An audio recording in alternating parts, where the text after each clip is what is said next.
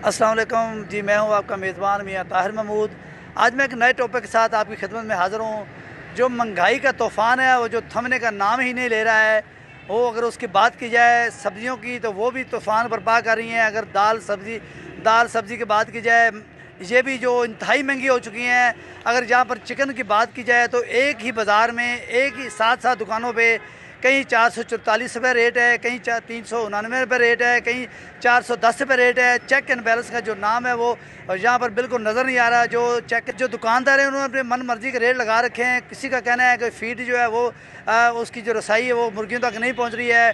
कोई कह रहा है कि हमारे पीछे से हमें एक ही रेट मिल रहा है, हमारा सौदा तय हो चुका है। लेकिन जो आवाम है इस महंगाई के दलदल में पिस चुकी हैं। लेकिन शहरियों को ये मुतालबा है कि ये चेक एंड बैलेंस वाली जो कमेटियाँ हैं उनको मंजर आन पर आना चाहिए। चेक एंड बैलेंस जो दुकानदारों के साथ उनको चेक करना चाहिए, ताकि ये जो महंगाई का तूफ़ान है ये कम से कम कंट्रोल की जाए। कम से कम एक ही बाज़ार में एक ही रेट तो हो तो बेहतर है। लेकिन जो हर दुकानदार ने अपने मन मर्जी के रेट लगा रखे हैं।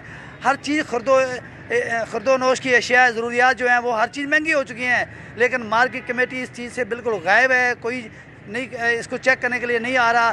तो शहरियों को मुतालबा यही है, खुदारा ज़िली इंतज़ामिया जो कंट्रोल कमेटी वाली कमेटियाँ हैं उनको चेक एंड बैलेंस करने के लिए इन दुकानदारों का रुख करना चाहिए, उनको चेक करना चाहिए, ताकि जो महंगाई का तूफ़ान है ये नीचे आ सके।